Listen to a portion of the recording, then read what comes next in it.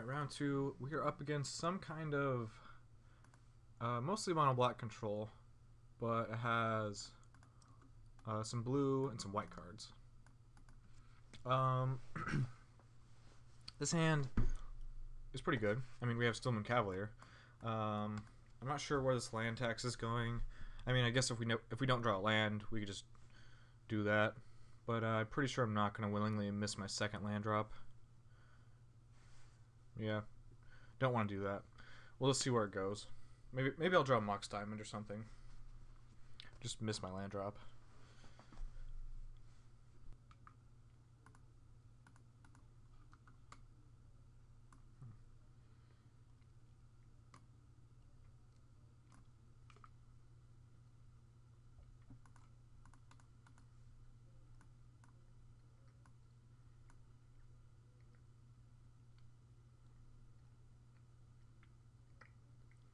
Damn. It's actually pretty good against me.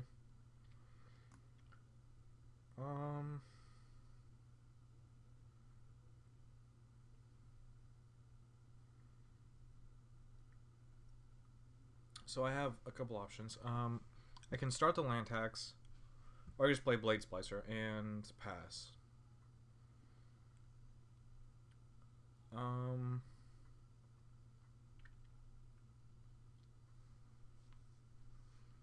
I can't actually like cast anything or put any pressure on him by using the land tax, but I think that's what I want to do.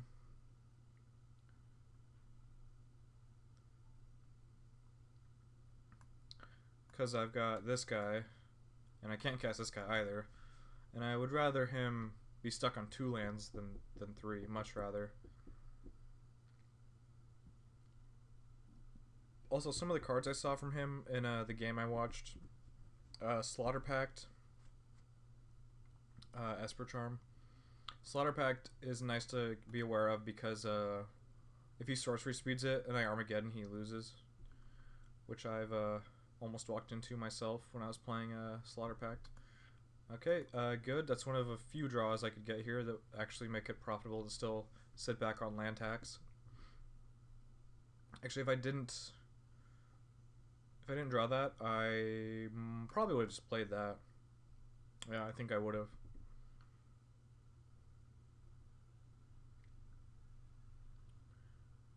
Well, that's not bad.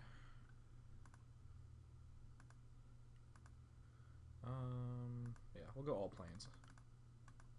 And we'll definitely go Still Moon.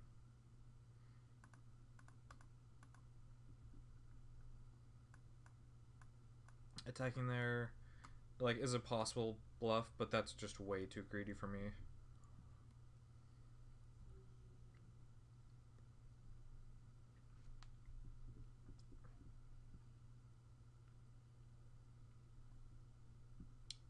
No land.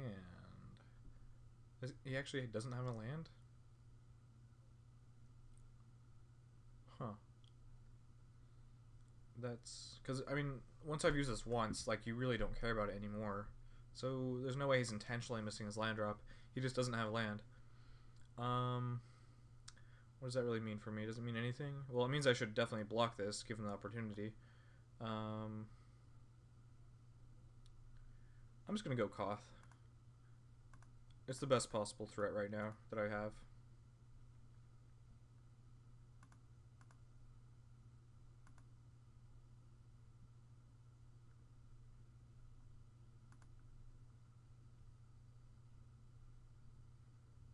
It's kind of funny actually. If he Doom Blades or something like that, then I get to redo land tax if he plays a land.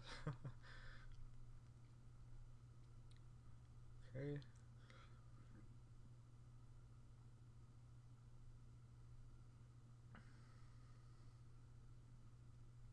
Now I get to play Hokori. And a draw Mox Diamond. Very nice. Ooh, Hokori with Koth is really sweet. In multiple ways. Get to untap lands and or add red mana. So, Hokori, untap land, play land, Mox Diamond, Blade Splicer? Can I do that? Yeah, I can. And he's just dead after that. I mean, I do wish I had one more mountain.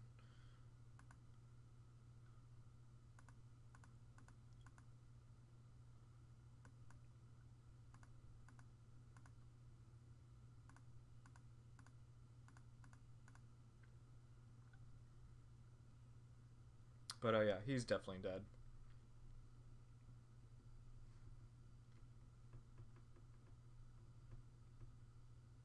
I don't know, I guess I only get to tap one mountain. That's fine though. He's still dead.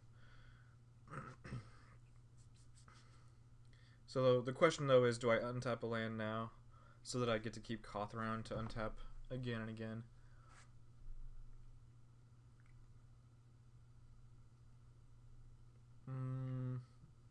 So if he were to kill best possible creature, probably this one, or the Cavalier, but he probably can't kill that one.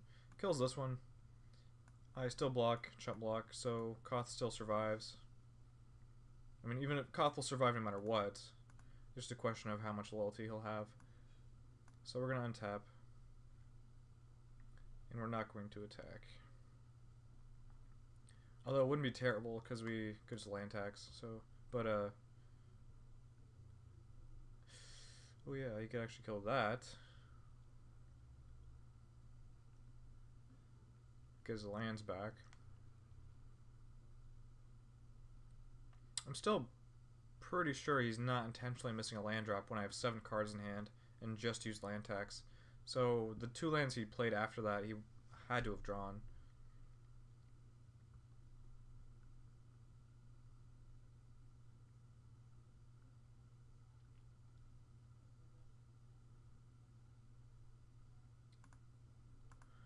Emblem.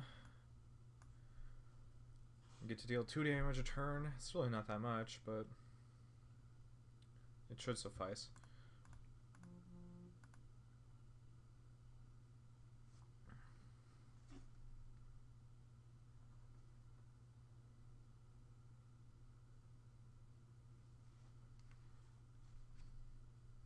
Actually, how many mountains do I have deck? I have 4 mountains in the deck total.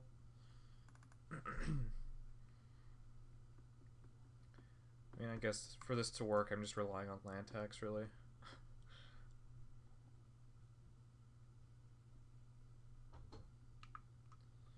Okay, Morph. I took the Bane of the Living. Could be Willbender.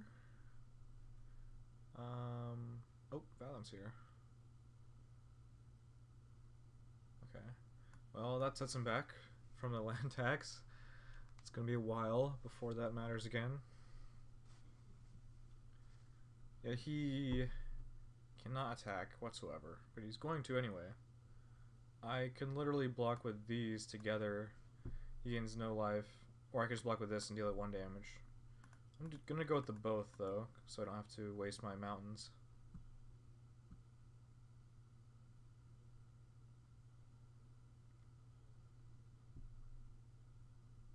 Oh wait, he gets to kill my... Well, that was a mistake. I was supposed to give this first strike, but I forgot. Well, that didn't work out exactly as I was hoping, but...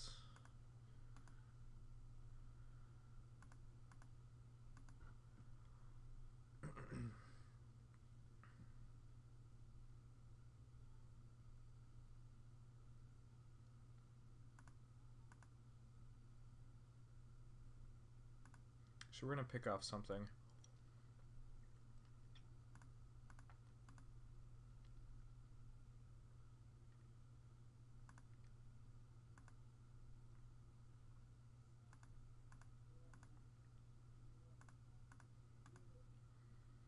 So now I can... Is it protection, white. I can't really attack. I still think it's fine to pick that guy off though. Just develop my board position. I could path Splicer to get a mountain, but or I could just path one of his creatures to get land tax.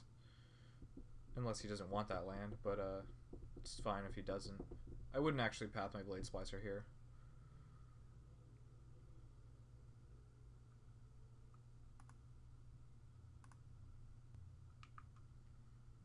We're going big.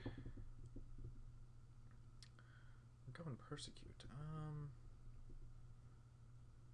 Well...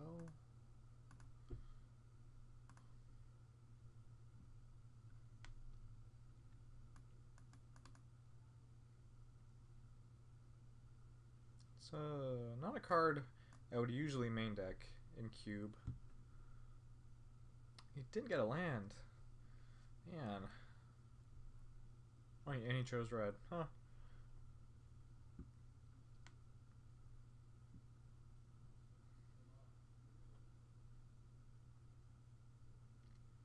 So I'm going to pick off the Fathom Seer and then finally get in for some damage. And get in for a lot of damage. Yeah. Oh, I get to make my mountain bigger. Oops.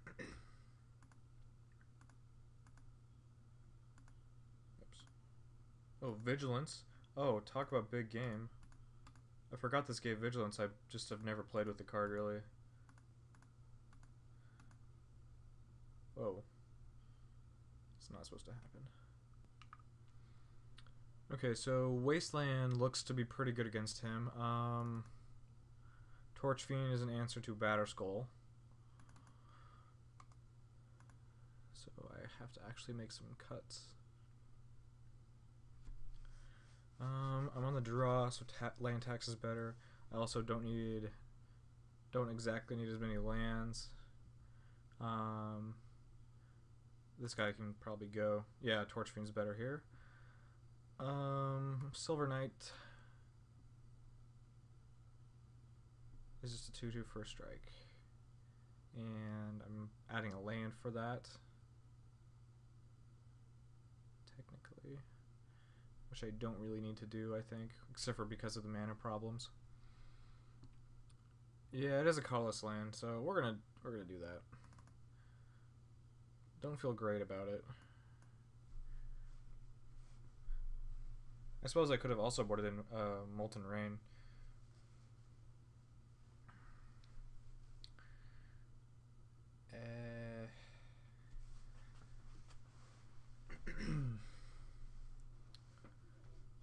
This is not very good.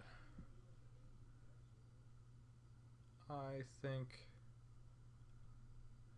it's one creature. I think I have to mulligan.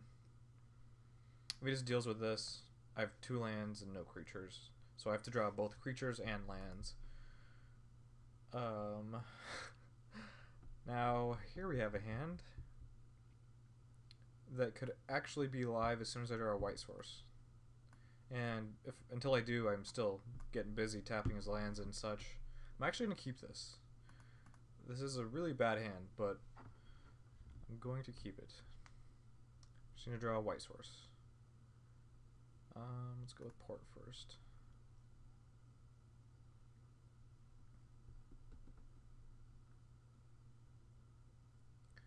Very nice.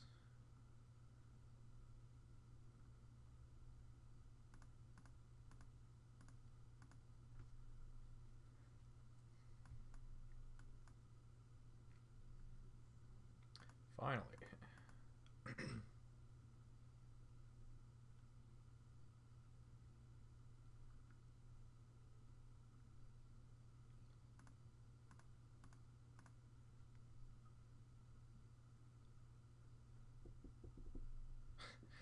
This guy.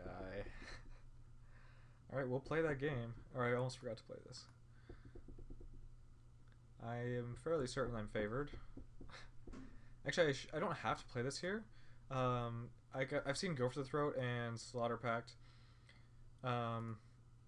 So like, if I just don't play this, he has to end up discarding if he wants to continue playing the land tax game.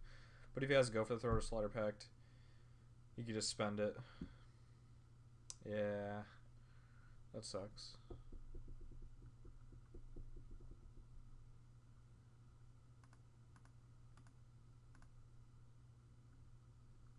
I'm actually like, I'm not playing the land tax game, I just don't have a choice.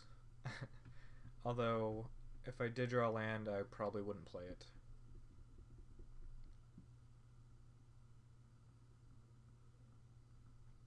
Oh, that's fine with me for discarding. And there's a land. So I could White Knight port. And then Geddon.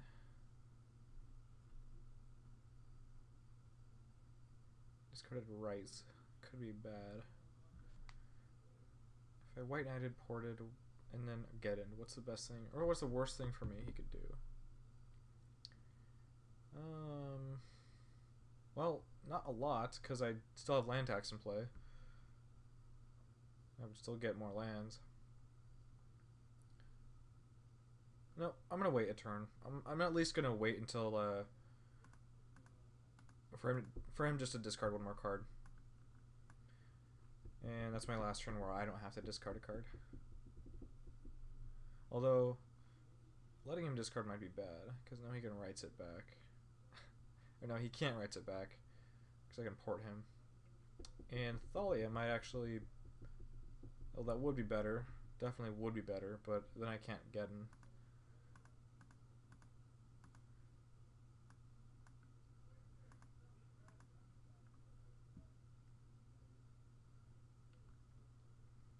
Also,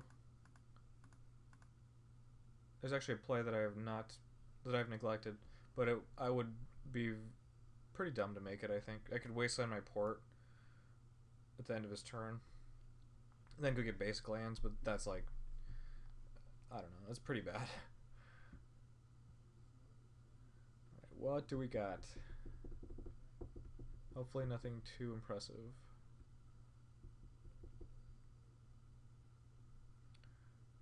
More Fathoms here. Well, that's not that impressive, I guess. Could play Hokori instead of Geddon. That would let me... wouldn't really let me do much good. Like, if I do the Geddon play, we're in a bit of a race. Which I'd be winning. Like, I would get to trigger land tax, though, because there's no way he could win the game if he doesn't play land. So I'm going to Geddon.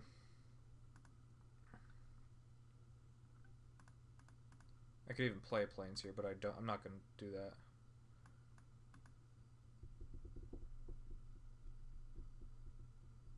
There's no reason to do that. At the very least, I could wait till I draw another land so I can cast a 2-drop.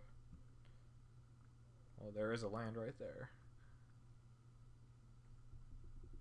So I have to think about it. If I planes, he went land go, I went Thalia. That's got to be pretty good. There's also the small chance he's actually doesn't have lands. Small chance, but it's there. Okay, probably does have lands, but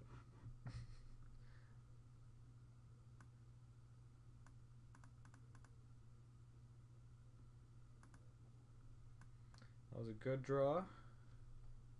Though I still do have plenty of 2-drops. I didn't have lands. Left his morph back because he had to.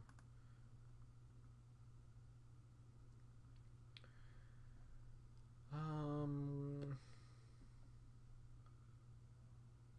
gonna go with Mikaeus.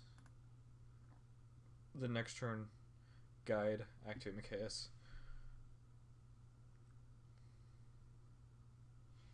Or not. I can still play guide.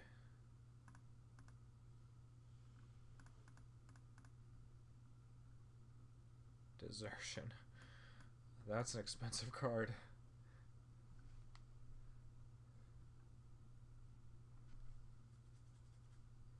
Yeah, he just tried to cast something through Thalia, but he couldn't. Well, that's pretty good. So now we're 2-0 with this Boros deck, and we haven't played yet one of our first 2 picks, which was Sword and Jitte. Maybe we'll play... an actual creature deck next round.